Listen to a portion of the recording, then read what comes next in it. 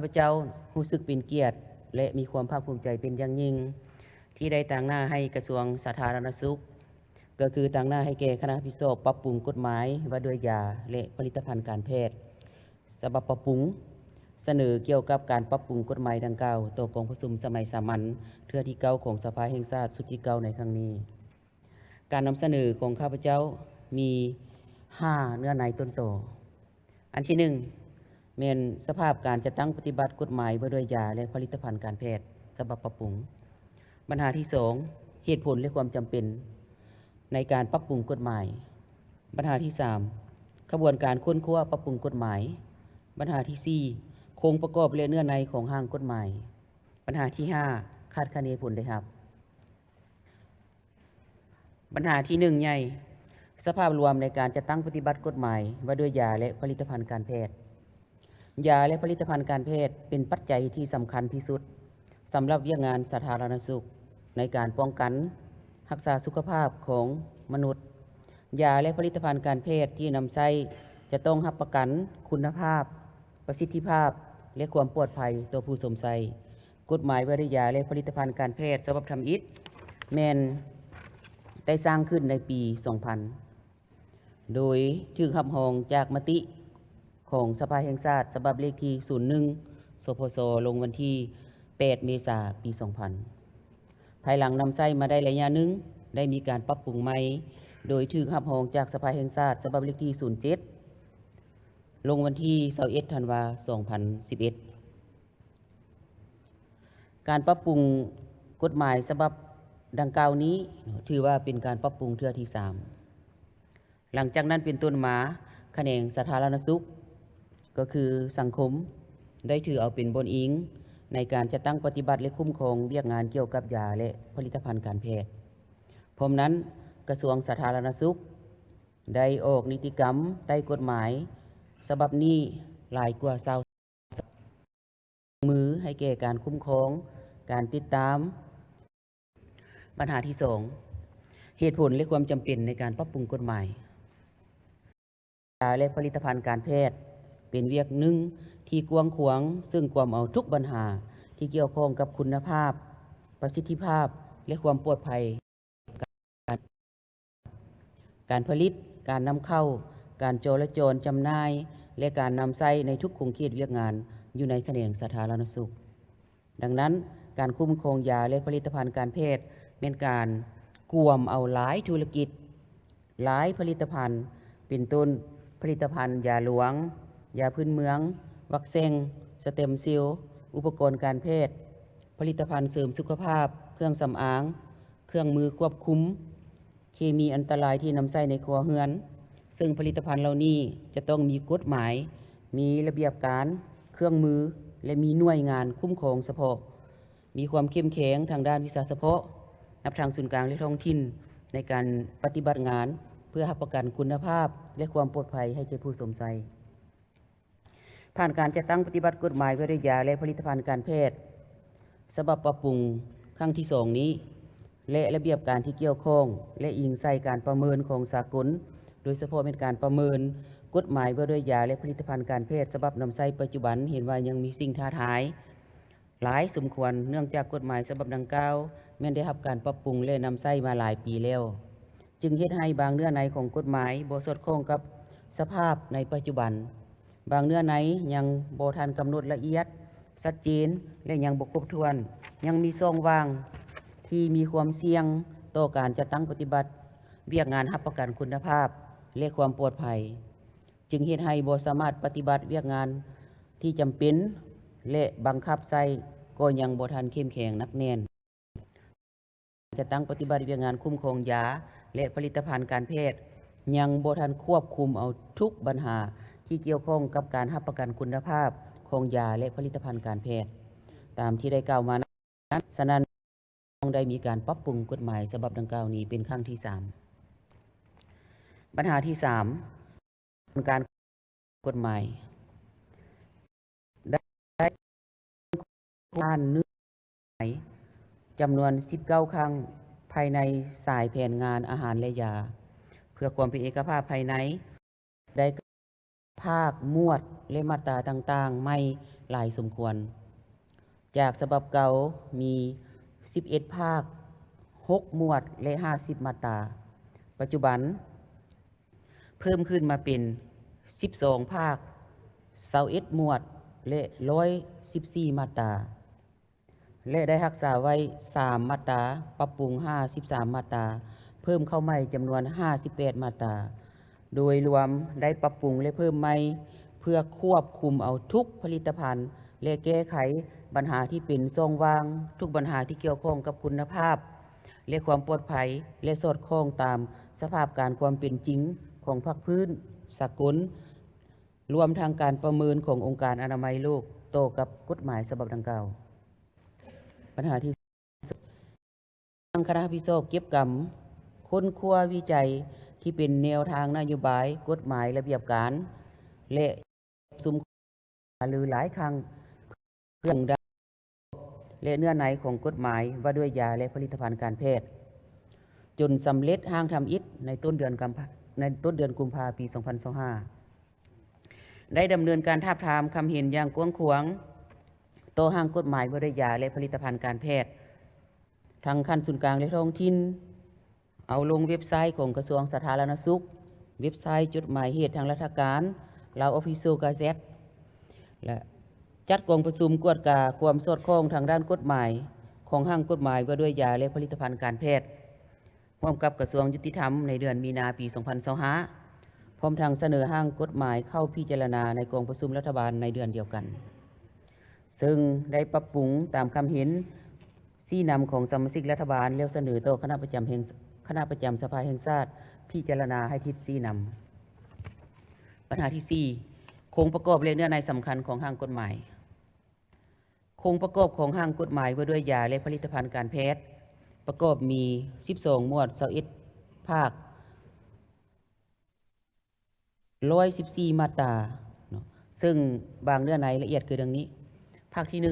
1 บทบัญญัติทั่วไปประกอบมี 8 มาตรา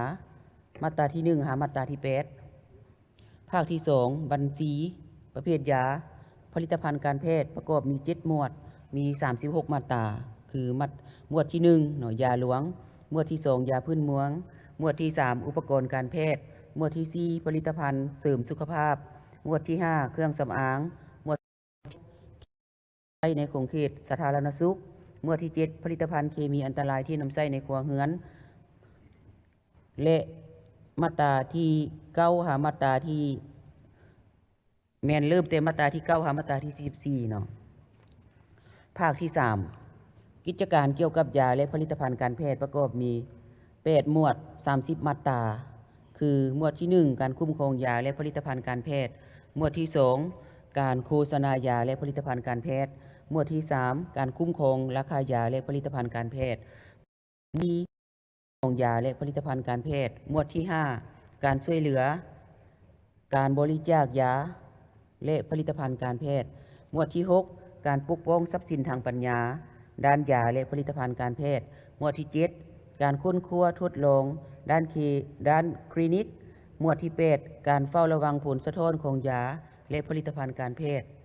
แต่มาตราที่45มาตราภาคที่ 4 ข้อมูลข่าวสารการนำใช้เทคโนโลยีและการค้นคว้าวิทยาศาสตร์ประกอบมี 3 มาตราแต่มาตราที่ 75 หามาตราที่ 77 ภาคที่ 5 การประกอบอาชีพเภสัชกรรมและคณะกรรมการวิชาชีพประกอบมี 2 หมวดมี 4 มาตราหมวดที่ 1 การประกอบอาชีพเภสัชกรรมหมวดที่ 2 วิชาชีพเภสัชกรรมแต่มาตราที่ 78 หามาตราที่ 81 การธุรกิจผลิตภัณฑ์การแพทย์ประกอบมี 6 มาตราแต่มาตราที่ 82 หามาตราที่ 87 ภาคที่ 7 สมาคมเกี่ยวกับยาและผลิตภัณฑ์การแพทย์ประกอบมี 2 มาตราแต่มาตราที่ 88 หามาตราที่ 89 ภาคที่ 8 สิทธิพันธะของผู้สมไซและผู้ดำเนินธุรกิจยาและผลิตภัณฑ์การแพทย์มี4 มาตราคือหมวดที่ 1 สิทธิและพันธะผู้สมไซที่ 2 สิทธิและพันธะของผู้ดำเนินธุรกิจแต่มาตราที่ 90 หามาตราที่ 93 ภาคที่ 9 ข้อห้ามประกอบมี5มาตราแต่มาตราที่94หามาตราที่98คุ้มครองและกวดกาเวียกงานยาและผลิตภัณฑ์การแพทย์ประกอบมี2หมวดมี11มาตราคือหมวดที่1การคุ้มครองเวียกงานยาและผลิตภัณฑ์การแพทย์หมวดที่2การกวดกาเวียกงานยาและผลิตภัณฑ์การแพทย์มาตราที่99หามาตราที่109ภาคที่11นโยบายตัวผู้มีผลงานและมาตรการตัวผู้ละเมิดประกอบมี2มาตรามาตราที่110และมาตราที่111ภาคที่12บทบัญญัติสุดท้ายประกอบมี3มาตราแต่มาตราที่112หามาตราที่114บรรดาท่านสมาชิกสภาแห่งชาติที่นับถือและรักแพงนอกจากนั้นคณะพิโศกยังได้ยกให้เห็นบางเนื้อในที่สำคัญต้นโตจำนวนหนึ่งอยู่ในห้างกฎหมายฉบับดังกล่าวนี้เพื่อให้บรรดาท่านมีจุดสุมในการพิจารณาให้คำคิดคำเห็นอันที่1นี่แม่นภาคที่2บัญชีประเภทยาและผลิตภัณฑ์การแพทย์ในภาคนี้ได้กำหนดเป็นหมวดและเพิ่มมาตราเข้าไม่โดยเฉพาะแม่นประเภทยาและผลิตภัณฑ์การแพทย์ให้มีความชัดเจนละเอียดโดยเฉพาะแม่นผลิตภัณฑ์ที่คุ้มครองภาคที่3กิจการเกี่ยวกับยาและผลิตภัณฑ์การแพทย์ซึ่งได้กำหนดกิจการที่เกี่ยวข้องในเวียกงานคุ้มครองรวมทางการกำหนดธุรกิจที่เกี่ยวข้องกับยาและผลิตภัณฑ์การแพทย์เป็นอันละเอียดขึ้นตึมภาคที่5การดำเนินธุรกิจเกี่ยวกับยาและผลิตภัณฑ์การแพทย์การกำหนดเข้าไม่ละเอียดเกี่ยวกับประเภทธุรกิจการพิจารณาออกใบอนุญาตดำเนินธุรกิจการจุการถอนโดยเฉพาะเงื่อนไขของการพิจารณาหรือการจุการถอนใบอนุญาตดำเนินธุรกิจที่ดำเนินบ่สอดคล้องกับระเบียบกฎหมายที่ได้กำหนดไว้เป็นแต่ละกรณีภาคที่5การประกอบอาชีพเภสัชกรรมและคณะกรรมการวิชาชีพเภสัชกรรมได้กำหนดการคุ้มครองวิชาชีพเภสัชกรผ่านและธุรกิจด้านยาและผลิตภัณฑ์การแพทย์เพื่อรับประกันให้เภสัชกรที่เรียนจบมาใหม่ได้รับการประเมินความสามารถก่อนจะปฏิบัติหน้าที่ตัวจริงและทางเป็นบนอิงให้แก่การปฏิบัติของคณะกรรมการคุ้มครองวิชาชีพดังกล่าวภาคที่10การคุ้มครองและกวดกาเวียกงานยาและผลิตภัณฑ์การแพทย์ได้กำหนดสิทธิหน้าที่ขององค์การคุ้มครองเวียกงานยาและผลิตภัณฑ์การแพทย์แต่ละขั้นโดยเฉพาะแก่เจ้าหน้าที่กวดกาในการกวดกายาผลิตภัณฑ์การแพทย์ซึ่งมีสิทธิในการเก็บกำตัวอย่างยาและผลิตภัณฑ์การแพทย์เพื่อทดสอบและนำส่งตัวอย่างที่สงสัยข้อยืนคุณภาพนอกจากนี้ก็ยังมีภาคต่างๆที่ได้เพิ่มเนื้อในเข้าใหม่และปรับปรุงเพื่อเฮ็ดให้เนื้อในกฎหมายฉบับปรับปรุงนี้ได้มีการครบถ้วนละเอียดขึ้นตื้มสามารถเป็นบนอิงในการจะตั้งปฏิบัติในต่อหน้าปัญหาที่5คาดคะเนผลได้ครับภายหลังถือคำฮ้องในประกาศว่าจะมีผลดีต้นโตคือดังนี้อันที่1นี่จะช่วยเฮ็ดให้เวียกงานคุ้มครองยาและผลิตภัณฑ์การแพทย์สามารถดำเนินไปอย่างเป็นระบบครบสุดและมีประสิทธิผลดีขึ้นเป็นเครื่องมือให้แก่ทุกภาคส่วนที่เฮ็ดหน้าที่ในการคุ้มครองและผู้ประกอบการด้านการยาและผลิตภัณฑ์การแพทย์ได้จัดตั้งปฏิบัติอย่างมีรับประกันยาและผลิตภัณฑ์คุณภาพปลอดภัยให้แก่ผู้สวมใช้หลายเฮ็ดให้เวียกงานคุ้มครองยาและผลิตภัณฑ์การแพทย์ได้รับการพัฒนาในระบบโดยเฉพาะรับประกันคุณภาพความปลอดภัยของผลิตภัณฑ์และผู้สวมใช้การค้าโดยเฉพาะให้ประกอบการผลิตการนำเข้าการส่งออกขั้นตอนของการและปรับปรุงกฎหมายแต่ละขั้นตอนอย่างครบถ้วนตามระเบียบการและขั้นตอนและฉะนั้นคณะพิเศษจึงได้นำเข้าผ่านกองประชุมสมัยสามัญเพื่อที่สภาทางนี้ข้าพเจ้าหวังว่าบรรดาท่านชาติจะพิจารณาค้นคว้าที่เป็นประโยชน์พิสอบเก็บกำข้อ เอาไปปรับปรุงร่างกฎหมายนี้สมบูรณ์เพื่อเป็นปฏิบัติในต่อหน้า